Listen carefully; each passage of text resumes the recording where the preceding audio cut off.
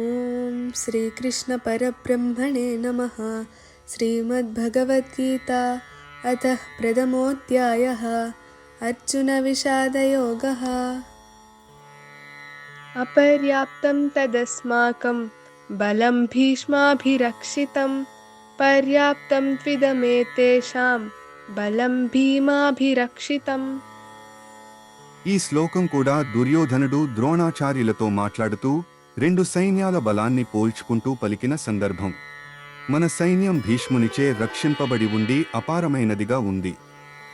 కాని పాండవుల సైన్యం భీమునిచే రక్షింపబడి ఉన్నప్పటికీ అది పరిమితమైనది. వాస్తవానికి అపర్యాప్తం అంటే తగినంత లేనిది లేదా పరిమితం కానిది అని అర్థం. కాని ఇక్కడ అపర్యాప్తం అంటే దుర్యోధనుడి ఉద్దేశంలో చాలా గొప్పది, లెక్కించలేనంత భారీగా ఉంది అని. దుర్యోధనుడు తన ఆత్మవిశ్వాసాన్ని పెంచుకోవడానికి తన సైన్యాన్ని గొప్పగా పోల్చుకుంటున్నాడు.